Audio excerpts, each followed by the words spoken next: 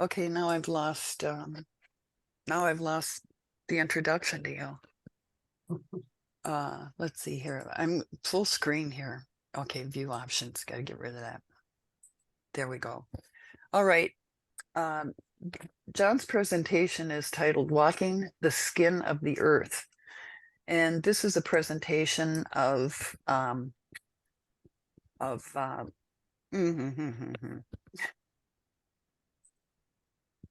this is a presentation. He says that he's fascinated with landscapes. He says they're in his dreams and in his soul. Landscapes and landscape photography have been a significant influence on his work as a professional photographer over 40 years. This presentation will reflect on his thoughts and work from the last 6 years. John has owned and operated Cold Snap Photography for over 30 years. He has 45 years of experience as a professional photographer. He has a master's of education through St. Scholastica College with an emphasis in photographic literacy. He earned his BA from the University of Minnesota with a degree through the University Without Walls program. His degree was entitled Documentary Expression of American Culture Through Photography, a combined degree of social scientists and fine art photography. I think what I'll do is direct people to his website when we in emails, and then also on our YouTube channel. So that being said, John, it's all yours. All right. Thank you, Terry. I appreciate it. I thought I'd start out just with a little, Christy asked me to do this presentation quite some time ago, and I said sure. And I never know exactly where I'm going to be. And when we first set it up, I thought I was going to be in Ecuador. Things kind of got heated up there, and our airline canceled our flight there. They didn't even want to send us there, so we rescheduled to Colombia. So I'm in Colombia, and I have a photograph of the place I'm at right now, which is up in the Andes Mountains. I'm at about 11,400 feet. I flew into Bogota yesterday. I got in to our hotel about 3 a.m. And really only had time for about 2 or 3 hours of sleep before I had to hop on another small puddle jumper to another town just east or west of Bogota, and then drive up to this location. And I got to tell you, after 2 nights of not sleeping, because the elevation has just been kicking my butt. So if I look like I'm dragging a little bit, it's because I've gotten about 5 or 6 hours of sleep in the last 2 days. So, but this is a beautiful location that we're at here. We came up to this lodge. It's actually a very wonderful lodge, but they put me, I think, in the smallest room in the entire hotel. So I didn't have a place to really do this other than my room. So you got my hotel room, and that's what you've got. But it's just gorgeous here, and there's tons of birds. And so that's really what we're after, is we've been doing a lot of bird photography up here. So I just thought I'd start out with a little bit of where I am and why you're looking at a hotel room. So the work I'm going to present is I call Walking the Skin of the Earth. And this presentation is a little bit different than many of the other presentations that you might know that I've done. This one is all scripted. The whole thing is scripted. So I will be showing images and reading from prepared text. So there will be time for questions and answers at the end, but during the presentation, it will just be a presentation of the work with me reading the script and showing you images. There are times when the title slide like this, there's a fairly long preamble before I get into images. There will also be some times when I won't be talking, but I will be showing images. So hopefully the internet connection, which seems to be really good and rock solid, it's not acting up if you don't hear me saying something and there's images going, or there's one image that's just sitting on the screen and I'm talking away. So I just wanted to prepare you for that. Walking the skin of the earth. When I was 12 years old, my family moved from Minnesota to Southern California. My father was an adventurous soul, so when we moved, he bundled us into our 1967 Plymouth station wagon and set off across the country for a week-long road trip. Being the fourth of five children, my standing on the hierarchy of seating position in the car was not very high. My youngest sister, Cheryl, was the baby of the family. She rode in the middle of the front seat between my mother and father. My oldest brother, Tom, the alpha of the pack, got the coveted seat behind my father. My oldest sister, Sandy, rode behind my mother, and my other older sister, Debbie, rode in the middle of the middle seat. This left me in the very back seat, which in a 67 Plymouth meant that you faced backwards. As far as I was concerned, I had the best seat in the car all to myself. I spent this formative trip and many others looking at where we had gone, not where we were headed. I believe that this experience solidified my interest in landscapes and the past. Looking back has been and continues to be a basic tenet of my personality and interests. Of all the spectacular locations we visited on this trip, one location stands out more than all the others. Located near the Grand Canyon and a mere few hours from where I now live when I am in Utah is Wapaki National Monument. This national monument is a collection of several dozen dwellings that date from about 700 or 800 years ago. As a 12-year-old, I was fascinated by these dwellings. I wanted to know more about the people who lived in this harsh environment. What was their life like? How did they live? How did they build these structures? 8 years later, when I went to college, I had to declare a major course of study. I chose anthropology. The questions from when I was 12 still lingered in my mind. Ultimately, life opportunities took me in a very different direction, and I graduated from the University of Minnesota with a degree in photography, not anthropology. It took me almost 50 years to return to the American Southwest.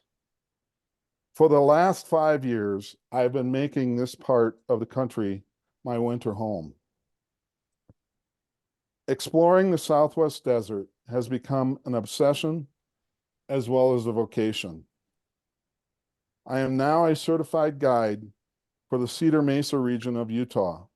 The more I explore, the more I realize how little I know about the area.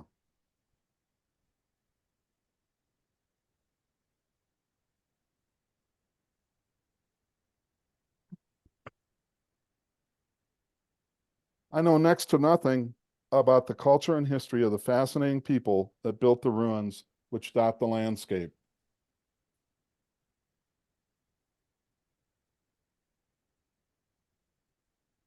My explorations have, in a sense, been like the explorations of a 12-year-old boy. I am not an anthropologist. I am not an academic. I am a photographer, which I guess is a little more akin to the impulses of a 12-year-old than the discipline of an academic professor. The photographs you will see are from a wide range of places, although the majority have been made in Cedar Mesa. The subjects are equally diverse, but somehow I feel that they hang well together. There are intentional depictions of metaphor and correlation. There is also the happenstance of innuendo, which I did not see, which maybe you will see. This map shows the general area where the photographs were created. You will notice that the map does not include any modern geopolitical boundaries of states or nations. That is because a boundary is simply a physical manifestation of a figment of our imagination. As important as we might perceive them to be, in a historic or geographic sense, they are somewhat arbitrary and temporal. These locations show the areas of concentration for the Puebloan cliff dwellers or the last pre-European culture of significance. And what a lot of the photographs that I am depicting are from that culture. To photograph this landscape is to photograph the culture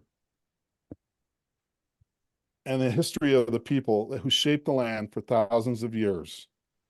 There is no denying it, no way around it, no way to avoid it. Point your camera at a scene, and chances are that sooner rather than later, you will point it at an archaeological ruin or rock art or remnant of a previous culture. This landscape, more than any other landscape that I have photographed, reveals the presence of previous occupants. The record of these cultures is written into the stones, built into the cliffs, and present in the very shape of the land.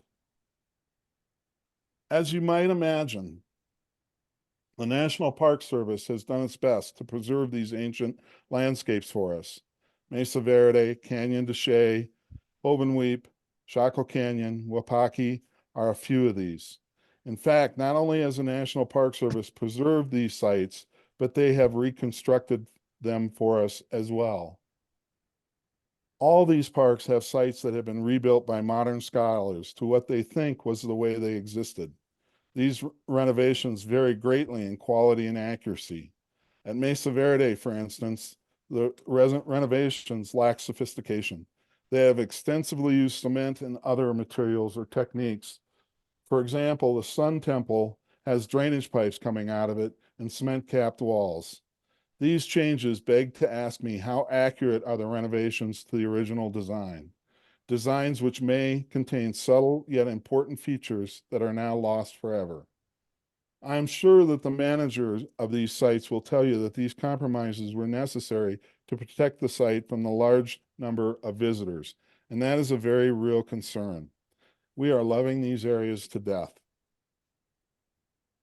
Hovenweep, where this image is, on the other hand, is a great example where the Park Service has managed the sites for large number of visitors and yet retained a more authentic feel because of a policy to only employ native ancestral artisans who use the same tools, materials, and techniques that were available to the original creators. The drawback with Hovenweep is that your mobility is limited by highly controlled walkways and designated paths, a particular challenge for photographers. The Cedar Mesa region is an area that includes 1.4 million acres and holds the promise of unaltered, unrenovated cultural remains with far fewer people. The trade-off is the accessibility. Many of these sites involve arduous travel and long hikes. When you explore Cedar Mesa, there are so many ruins and there are so few people, especially relative to the big sites like Mesa Verde. It has a feeling that you are discovering these artifacts for the very first time. The drawback is that these sites are very fragile. They are not designed for masses of people to be crawling in and around or on top of or through 900-year-old doorways. Steps are already being taken to shore up the walls and redirect the flow of erstwhile anthropologists or photographers. In just the last 5 years, I see new restrictions on places I can go and explore. I understand why these are necessary, but nonetheless, I bristle like a 12-year-old when he's been told he can't go someplace he wants to explore.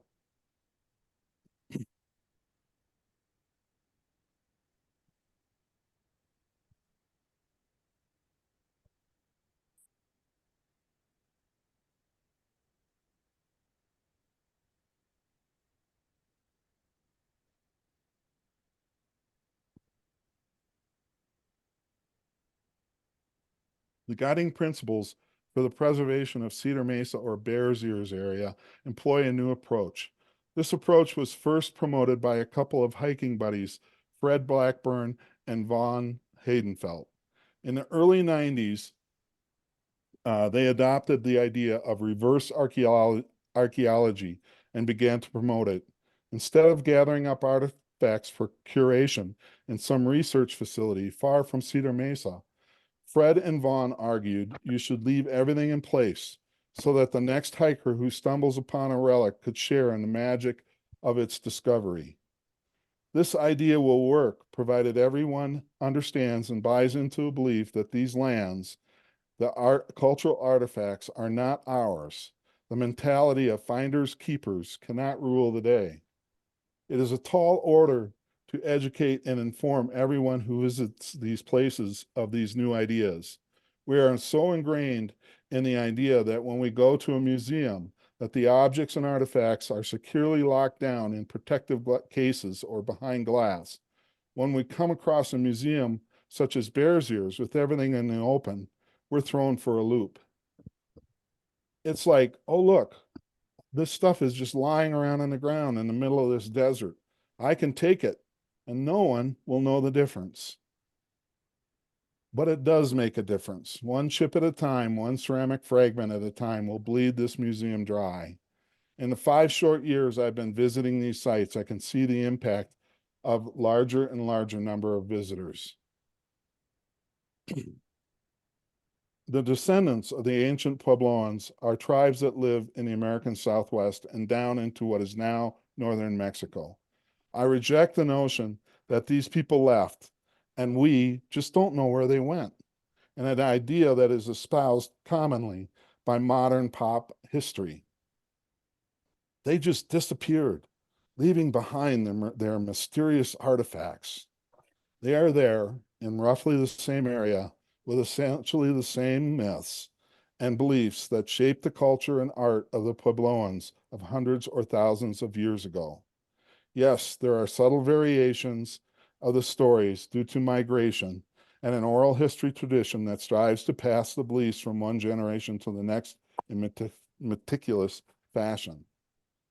The stories from these tribes are that these people who made all these things, created the pots and the arrowheads, built the dwellings, or created the artwork, have just left for a while.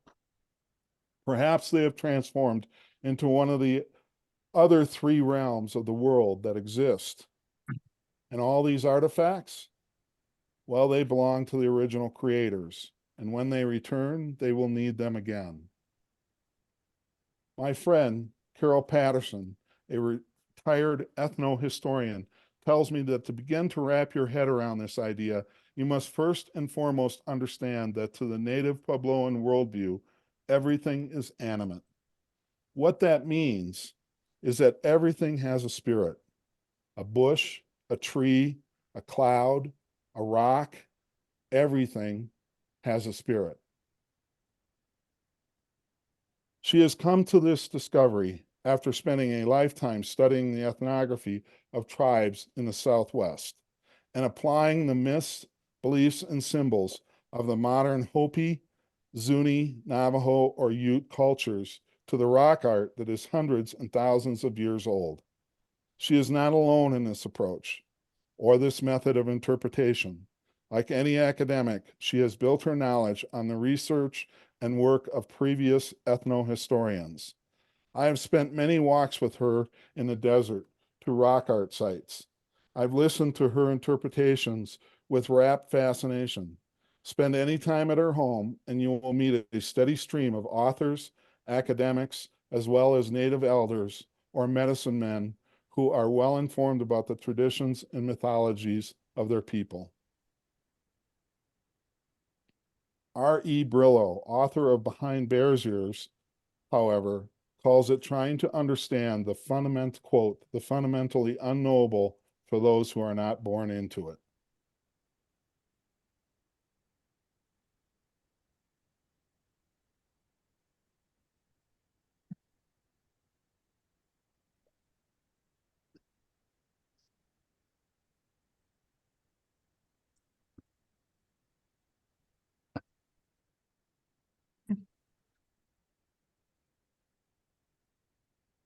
I have had glimpses into this other world, experiences that have shaped how I relate to the landscape and have challenged my analytical left brain way of seeing the world. On one occasion, Carol wanted to show me a petroglyph panel, which was a fair hike into the Cottonwood Wash. Nestled into a small alcove In a spur off from the main wash was a panel of petroglyphs telling a silent story of lives from 800 years ago. Carol pointed out several prominent petroglyphs and related their meaning. She then left me to contemplate the panel and went off in search of other stories.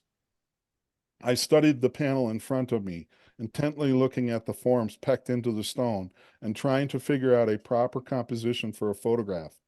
Lost in this thought, I suddenly became aware of someone or something watching me. I turned to my left, and there in a rock, not far from the area that I was intently studying, was an ever so faint shape of a kachina or spirit. I had just looked at that area of the rock moments before, but did not see it. Now, however, it chose to reveal itself to me. When I saw it, a shiver ran down my spine. This was the photograph to be made. A couple of years later, when I went to photograph the Rochester petroglyph panel uh, with a friend of mine, we had to hike nearly a mile into the desert along a path situated on the edge of a canyon. When you follow the path, you come to a narrow isthmus on a point that protrudes out into the canyon. This isthmus has a 60-foot drop on either side. Eventually, you will arrive at the panel, which is situated near the point's end. When I first saw this very extensive panel, I knew that it would create a nice juxtaposition with a long exposure image of star trails.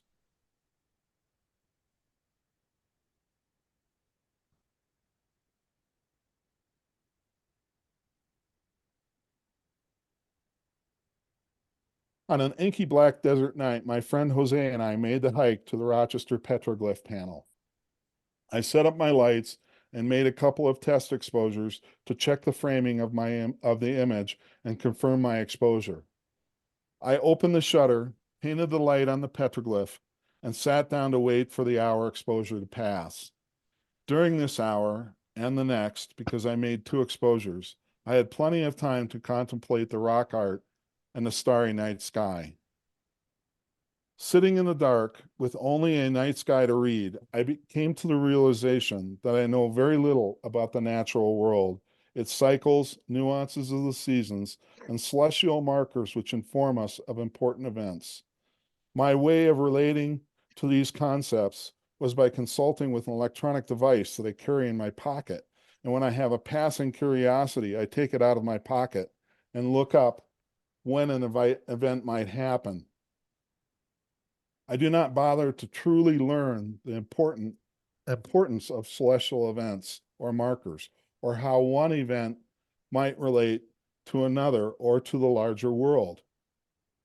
I have gaps in my understanding of what it means to be a human being living in a world where forces can impact my life in such a direct way.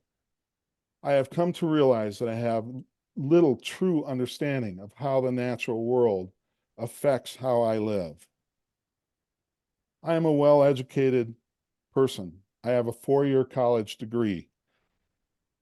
I have 2-year advanced college degree. I am accomplished in my chosen career. I am well read on current events and intimately familiar with the political drama that is unfolding thousands of miles away. I have studied the political outlook for this fall's elections and a prognosis for the economy. This is important knowledge to live a successful life in our culture, for sure. But there are still gaps in my soul. When I'm standing in the middle of the wilderness, especially on a dark desert night, there's a feeling of complete helplessness, a realization of how little I understand. If this new form of outdoor museum and relating to the past is to succeed, then we outsiders must try to form an understanding and empathy for a very different worldview. We don't necessarily have to embrace that worldview, but we do need to acknowledge it, accept it, and honor it. There is, I believe, a 12-year-old in all of us that yearns for the thrill of discovery. That is my presentation on walking the skin of the earth. And I just threw a few more images in here on sort of a little addendum that I wanted to update you guys on. certainly anybody who follows me on Facebook is probably aware of the work that I've been doing down in the Southwest, and specifically on the Navajo Nation, teaching photography.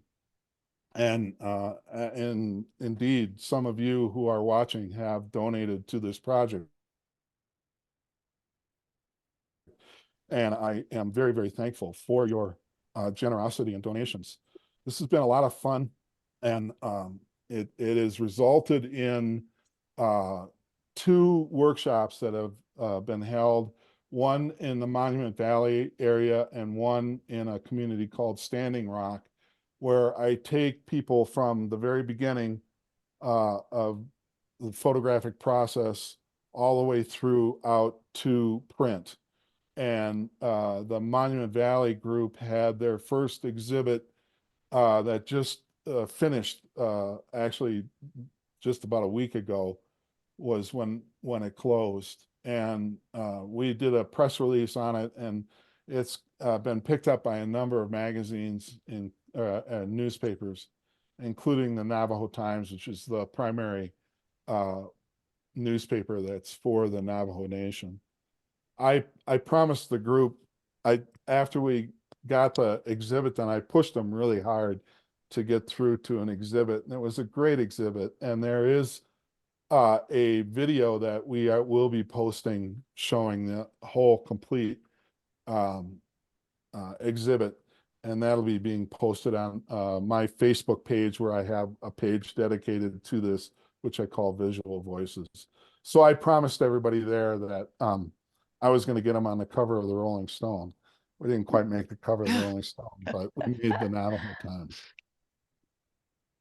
So that's the presentation, and I will entertain any questions people might have. Well, does anybody have any questions?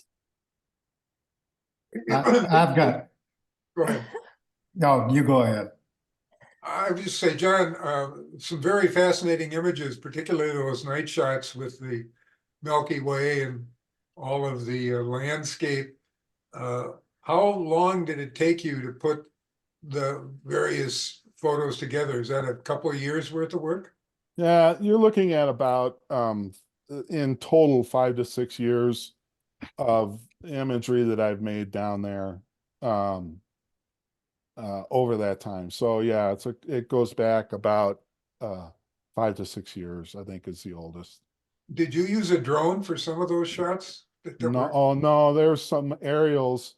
I was asked by there's Von Haydenfeld runs an organization that is the Bears Ears, Friends of the Bears Ears, or actually it's Friends of Cedar Mesa.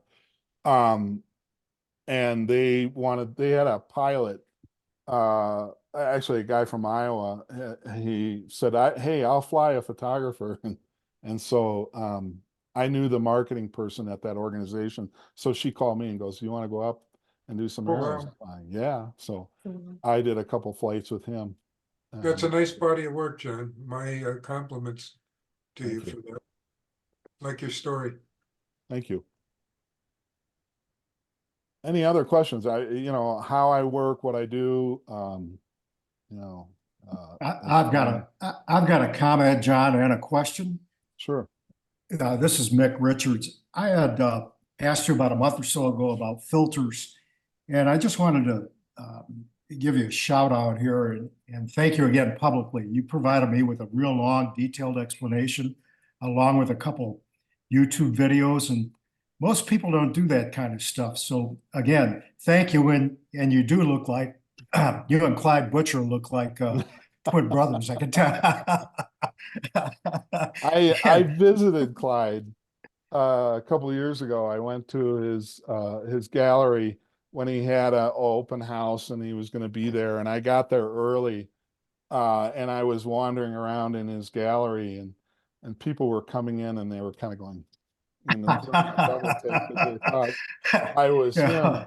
And so yeah, my beard was a little longer, more in Clyde's form, and so finally Clyde walks in to the gallery and he sees me, he looks over and he goes like this. It was I've got nice a to meet you. question. Yeah. A couple years ago, there was talk that they were going to take some of this national parkland that they have in Utah, and the government was going to, for lack of a better word, they were going to kind of take it back by eminent domain and make it available for mining and stuff like that. I haven't heard anything. Do you? You're down there quite a bit, but Yeah. Yeah. where's that at So right now? it's roughly a very, here's a nickel tour of the history of the Bears Ears in particular, which has been the contentious one. In very close to the end of his tenure, Obama created the Bears Ears National Monument, a 1.2 million acres, which was really, it was what they did was they took a bunch of different stuff, other national monuments, BLM land that was already under the federal government control, and made it one thing, which was the Bears Ears. They gave that area an identity, if you will. It became a national monument, and that didn't set well with a lot of more right-wing people that were down there, and a lot of Utah is right-wing. I mean, they're very conservative Mormons, and the main county, which is San Juan County, the commissioners, um, when Trump came in, they joined in, getting Trump to delist that 1.2 million acres, took it down to 0.2 million acres. So did away with 1 million acres of it being part of the national monument. And that opened up the potential that it could be mined or explored for oil. And immediately the environmental groups sued, and they essentially stopped anything from happening for 4 years while Trump was president. And then one of the first things that Biden did, Biden appointed a Secretary of Interior who was a Navajo woman from the Navajo Nation. And not the very first, I think it took a year or maybe more, but he reinstated the Bears Ears and reinstated it to 1.4 million. They actually added 200,000 more acres, and that's where it currently stands. It is a national monument. It's 1.4 million acres of that area. You know, it's a political hot potato, and if the Republicans regain control, probably what's going to happen is it's going to be delisted again. It's going to be bouncing back and forth. Um, I I'm a conservationist. I'm a naturalist and a nature photographer, and I believe we need to protect these resources. I'm also very pragmatic. And I think that in order for something to last, what needs to happen is you have to work with both sides of the aisle. You have to come up with something that is going to be acceptable for the other side. Otherwise, this thing's just going to keep, popping back and forth on whoever's in power, because they don't have, certainly the Democrats and the left don't have the power to get it turned into a national park, which would give it a more permanent status. A national monument is sort of declared by the president and can be undeclared by the president, or perhaps that's what a lot of the lawsuits had to do with. But personally, I think what they need to do is they need to find some areas that are not quite as important and say, you know what, we're going to build you the best four-wheel park that you have ever seen. You're going to have amazing campgrounds so you can come in with these four-wheelers and you can just tear it up, man. Go have tons of fun. And then concentrate that in one particular area. and you know, use that as a way for them to buy into it, so they are like, okay, fine, we're not going to be bouncing this thing back and forth.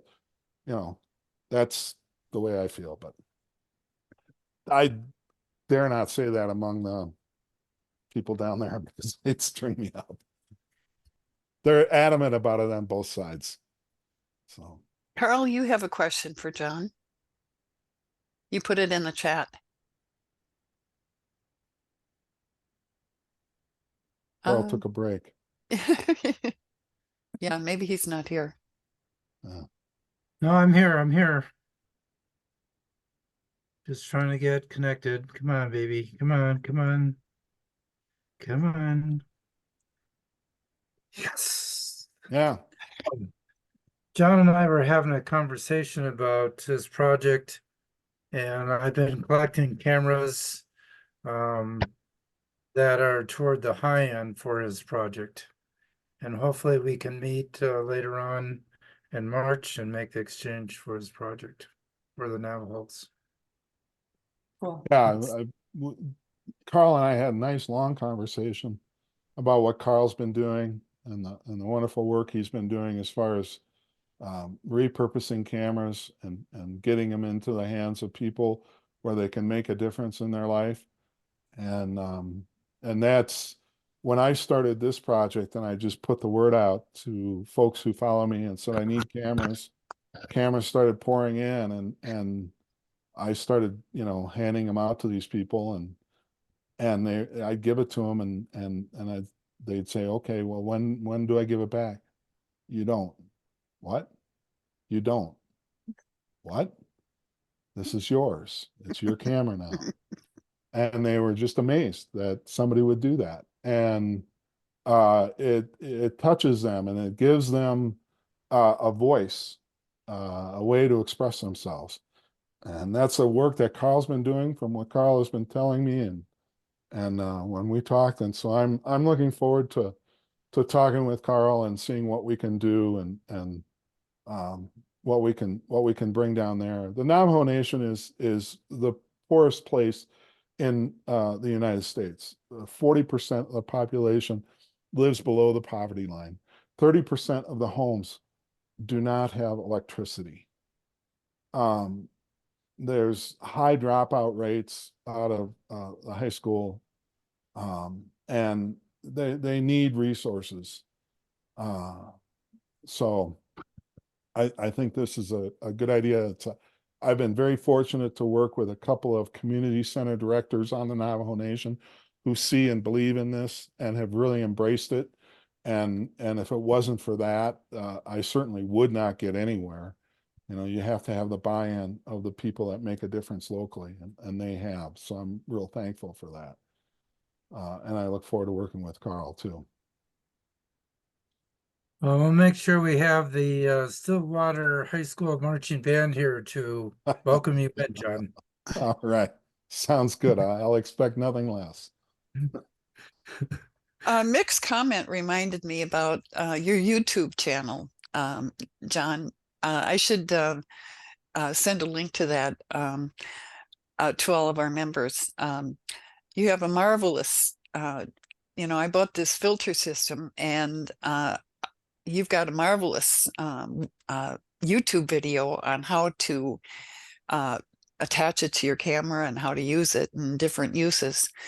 Another one that you did was how to dress for winter photography. Yeah, that goes back a long time. Yeah, That's an and old one. is that still on your channel? I believe it still is there. Yeah, I don't take too many things down, but Yeah, that's an you old know, one. Yeah. he starts out in his long underwear.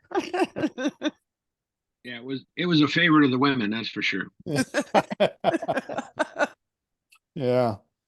I need to get some more. I haven't done anything on the YouTube for a while, and I'm way past due. So that's on my list. But as I travel here, I'll be traveling for the next couple months, so I won't get anything new posted on it. But I will get something new up there before long. Well, it's not only John's YouTube channel, but the club has a YouTube channel, and you can see all of the recorded meetings. We've got all of the salons go on there, and most of the speakers agree to be recorded, and they're on our YouTube channel. And there's when you have some time, take a look. I have a suggestion. I don't know if you've done this yet, John, or somebody in the crowd here knows, but this whole story that you put together, this would be a great, to me, would be something that something like CBS Good Morning Sunday Good Morning would be interested in, kind of thing, because they do those kind of locality type of situations, especially with people. That whole program that you talked about with the photographs and the prints for those people in those different community centers, to me that would just be a natural fit for them to Yeah. be interested in, and that would give you some really national prominence. I don't know the mechanics of it all, but Thanks. if Yeah. somebody knows start with the local channel here, CBS in Minnesota or Minneapolis, they might be interested in pushing it forward. So just a suggestion. Thank you. I appreciate that, Steve. I actually, I just about a week or two ago had a really nice conversation with Travis Nowitzki. If you're not familiar with Travis, Travis is from the Grand Portage tribe, Ojibwe tribe, and he did a he's been promoting his book, Night Skies, Starry Skies. But the book was part of sort of a spinoff of a project that he did with Minnesota Public Television, and they did an hour-long documentary that incorporates his work as well as the concept of dark skies. And so I've been looking for a variety of different photographers to present to the groups that I work with down on the Navajo Nation, to give them different perspectives about photography and how it can be used to express a variety of different ideas. And actually, tonight, as we speak, there's one of those guest speakers is presenting down on the Navajo Nation right now, a wonderful guy by the name of Chip Thomas. But I was talking with Travis Nowitzki and asking him, because I knew that he went down to the Southwest regularly, asking him if he wanted to swing in and do a presentation of his work. And we got to talking, and he's doing a second documentary along the lines of the first one about night skies and the concept of dark skies and how to preserve dark skies and promote dark skies through local community action. And they're doing that in that Southwest area. And I just made introductions to some Navajo down in Monument Valley area that are eager to work with him. So he wants to include me in the work that I'm doing with his documentary on that as well. So that might move forward in that context as well. Because by far and away, one of the things that I have not done with either group that I've worked with down there is done night sky photography. But if you ask any of them what they're probably most interested in, and night skies come up right away because they're very fascinated with wanting to be able to photograph night skies. But it takes some sophisticated equipment as well as knowledge to be able to do that. And so my goal is to get both in their hands.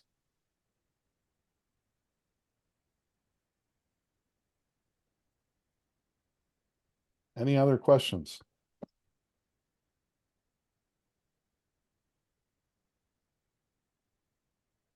Well, I don't have any. This was very inspirational, not only the fabulous photos, but the whole thing, talking about the resources in the Southwest and how to maintain those, it just really touched me. Good, thanks. Well, I think I'll stop recording now. All right. Well, thanks, everyone. It was great to see everybody. And I appreciate you having me.